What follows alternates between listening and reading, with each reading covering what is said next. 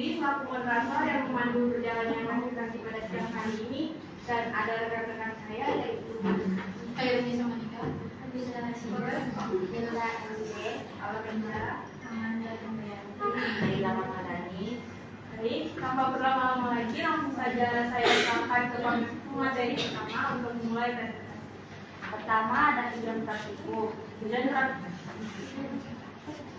Tujuan praktikum identifikasi karbohidrat adalah untuk mempelajari dan mengidentifikasi keberadaan serta jenis karbohidrat dalam suatu bahan uji melalui reaksi kimia menggunakan reaksi Fehling, Bervoet, Mollis, dan iodium. Praktikum ini bertujuan mengamati perubahan reaksi dan warna yang terjadi untuk menentukan golongan karbohidrat, baik monosakarida, disakarida, maupun polisakarida. Selain itu, praktikum ini membantu memahami prinsip kerja uji kualitatif karbohidrat berdasarkan sifat reduksi dan kecepatan reaksinya, serta pentingnya pengujian kualitatif dalam bidang farmasi dan ilmu pangan. Selanjutnya ada dasar teori karbohidrat.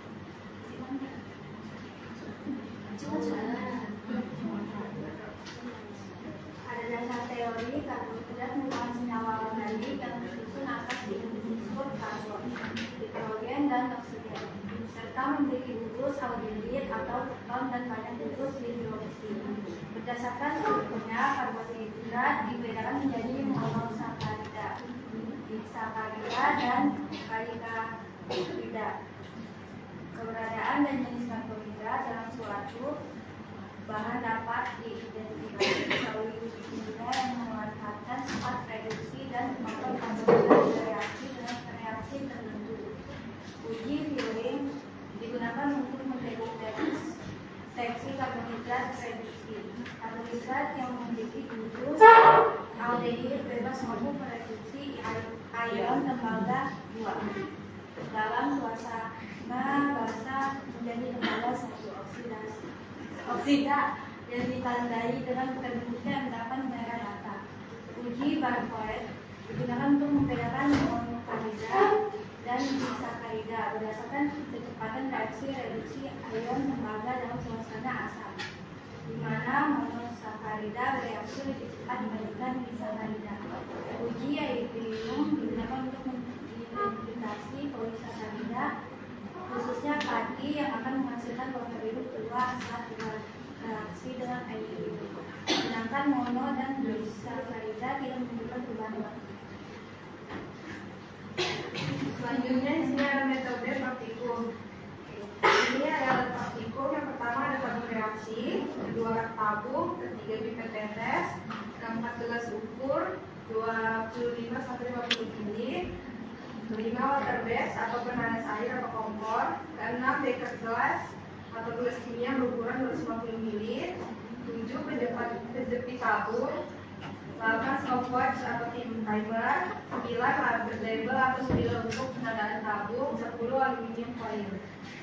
Ini ada bahan-bahan praktikum. Yang pertama ada reagent Fehling A, kedua reagent Fehling B, ketiga reagent Bervoet, 4 larutan iodium 0,1 M diganti jadi betanin, 5 larutan glukosa 10%, 6 larutan sukrosa 10%, 7 larutan pati 1%. Selanjutnya ada cara kerja. Yang pertama ada uji Fehling. Pertama, siapkan 3 buah tabung reaksi yang bersih dan beri kode A, C, D. Ketiga tabung reaksi simpan dalam rak tabung. Kedua, ke dalam tabung reaksi A, C, D masukkan masing-masing 30 tetes larutan Fehling A dan Fehling B. Ketiga, masing-masing tabung reaksi ditambahkan 30 tetes larutan glukosa untuk tabung A, 30 tetes larutan sukrosa untuk tabung C, 30 tetes larutan pati untuk tabung B. Pertama, kocok ketiga tabung tersebut, kemudian masukkan ke dalam penghangat air dan panaskan selama kurang lebih dari 15 menit. Yang kedua, amati dan catat perubahan yang terjadi. Selanjutnya ada cara kerja uji Bervoet. Yang pertama, siapkan 2 buah tabung reaksi yang bersih dan beri kode A dan B. Selanjutnya, simpan di dalam rak tabung. Kedua, ke dalam tabung reaksi A masukkan 60 tetes larutan larutan glukosa, dan tabung reaksi B masukkan 60 tetes larutan sukrosa. Ketiga, masing-masing tabung ditambahkan 60 tetes reagen Garfot. Kocok, campurkan dan masukkan ke dalam pemanas air dan panaskan selama 15 menit. Keempat, amati dan catat waktu terbentuknya endapan merah mata. Selanjutnya uji rodium. Yang pertama, siapkan 3 buah tabung reaksi yang bersih dan beri kode A, C, dan D. Ketiga, tabung reaksi masukkan ke dalam rak tabung. Kedua, masing-masing tabung reaksi diisi dengan larutan berikut. Pertama, tabung reaksi A diisi dengan 30 tetes larutan glukosa tambah betadin. Selanjutnya, tabung reaksi C diisi dengan 1 ml larutan sukrosa tambah betadin. Selanjutnya, tabung reaksi D diisi dengan 1 ml larutan pati tambah betadin. Masing-masing tabung reaksi tambahkan betadin, kocok perlahan-lahan dan amati warna yang terbentuk.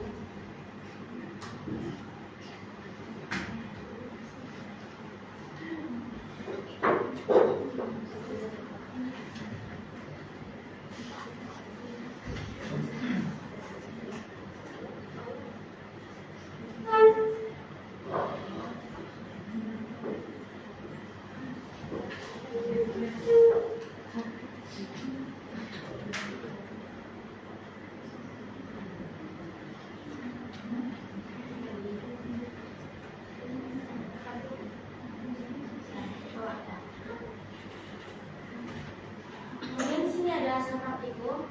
Jadi yang praktikum yang ini tuh yang versi singkat-singkatnya. Terus saya lihat versi panjang. Jadi saya akan menjelaskan yang versi ini.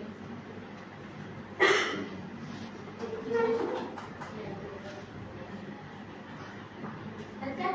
Jadi yang cara kerja pertama itu ada A, uji kering. Jadi tabung A, masukkan masing-masing 30 tetes larutan kering A dan kering B, lalu tambahkan 30 tetes larutan glukosa. Hasil pengamatannya itu setelah dipanaskan menunjukkan perubahan warna awal yaitu biru tua. Setelah dipanaskan 15 menit menjadi biru muda. Larutan tampak jernih, tidak ada endapan. Terus kesimpulan reaksi ini yang kami dapatkan adalah tidak terbentuk endapan merah mata sehingga uji kering negatif. Terus yang kedua adalah tabung C. Masukkan masing-masing 30 tetes larutan kering A dan B, lalu tambahkan 30 tetes larutan sukrosa. Kemudian hasil pengamatannya yang ini setelah dipanaskan menunjukkan sedikit perubahan warna. Warna awal itu biru tua, setelah dipanaskan menjadi biru muda, larutan tampak sedikit keruh. Jadi kesimpulannya adalah tidak terbentuk endapan merah mata sehingga uji kering negatif. Terus ada tabung C. Masukkan masing-masing 30 tetes larutan kering A dan kering B, lalu tambahkan 30 tetes larutan pati. Terus setelah dipanaskan menunjukkan perubahan warna awal itu biru tua, setelah dipanaskan menjadi biru muda. Larutan tampak keruh, tidak ada endapan. Kesimpulannya tidak terbentuk endapan merah bata sehingga uji kering negatif. Ini gambarnya, gambar tabung reaksinya ACD. Terus yang kedua ada uji hasil Barclay. Yang pertama itu ada A, tabung A. Masukkan 60 tetes larutan glukosa, lalu tambahkan 60 tetes reagen Barclay. Kocok campuran dan masukkan ke dalam penanas air dan panaskan selama 15 menit. Hasil pengamatannya itu setelah dipanaskan selama 15 menit terjadi endapan merah bata lebih banyak dari sampel B dan lebih cepat mengeluarkan warna. Kesimpulan yang kami dapatkan terbentuk endapan merah bata dan cepat. Hasilnya itu positif atau memisahkan diri. Terus ada cara kerja kedua yaitu tabung B. Masukkan 60 tetes larutan sukrosa, lalu tambahkan 60 tetes reagen Barclay. Kocok campuran dan masukkan ke dalam penanas air selama 15 menit. Setelah dipanaskan selama 15 menit, terjadi endapan bata tapi sedikit dan lebih lambat dibanding sampel A. Terus hasil kesimpulannya itu ada endapan merah bata sedikit dan lambat atau hasil negatif bukan hasil tidak. Yang gambar ini. Terus yang gambar kedua itu ada uji rodium yang tabung A. Larutan dengan 30 tetes larutan glukosa dengan betadin, lalu kocok perlahan-lahan dan amati warna terbentuk. Hasil pengamatan adalah setelah dikocok, hasil akan mewarna merah kecoklatan. Kesimpulan reaksi kimianya terjadi reaksi antara iodium dan glukosa yang ditandai perubahan warna merah. Terus yang tabung C isi dengan 30 tetes larutan glukosa ditambah betadin, lalu kocok perlahan-lahan dan amati warna terbentuk. Setelah dikocok hasilnya warna coklat dan kesimpulannya terjadi reaksi iodium dan glukosa yang masih terlihat coklat. dan diisi 30 tetes larutan glukosa ditambah dengan air, lalu kocok perlahan-lahan dan amati warna terbentuk. Setelah dikocok, hasil warna pun kecoklatan. Kesimpulannya terjadi reaksi kimia antara iodium dan glukosa yang ditambah dengan warna kuning kecoklatan. Gambar tabur reaksinya yang ini. Oke, kita masuk di pembahasan uji klinis. Berdasarkan hasil uji klinis yang telah dilakukan pada tabung A sukrosa, tabung C glukosa, dan tabung D mati, terjadi perubahan warna larutan dari biru pekat menjadi biru biruan muda setelah dipanaskan selama kurang lebih 15 menit.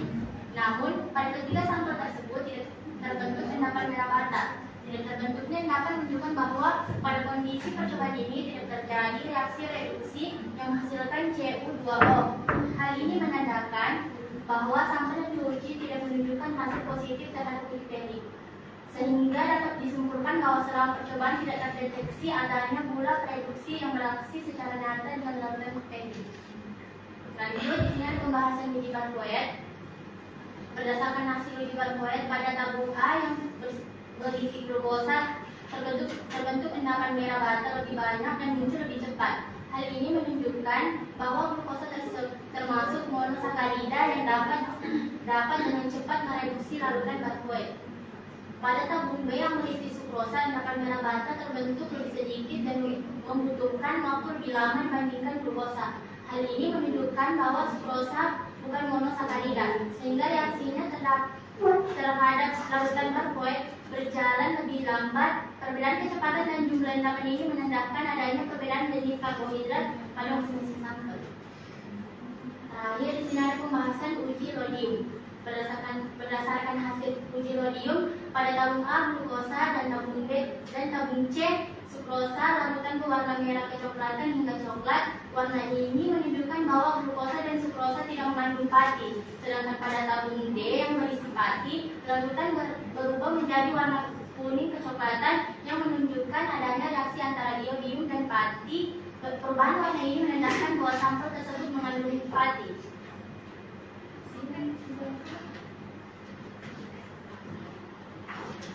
Saya ada kesimpulan dan saran.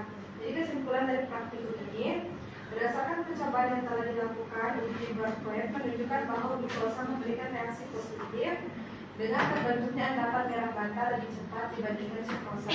Hal ini membuktikan bahwa glukosa merupakan monosakarida, sedangkan sukrosa bukan. Pada uji iodium, pati menunjukkan perubahan warna khas, sedangkan glukosa dan sukrosa tidak mengalami perubahan warna yang signifikan. Dengan demikian dapat disimpulkan bahwa setiap jenis karbohidrat memberikan hasil reaksi yang berbeda terhadap reaksi yang digunakan. Terakhir, saran, pada saat praktikum sebaiknya waktu pemanasan dan jumlah reaksi diperhatikan agar hasil yang diperoleh lebih akurat. Selain itu, pengamatan perubahan warna dan dapat perlu dilakukan dengan teliti agar tidak terjadi kesalahan dalam penentuan hasil uji. Baik, tadi merupakan hasil pemaparan dari presentasi uji karbohidrat. Selanjutnya saya buka sesi pertanyaan untuk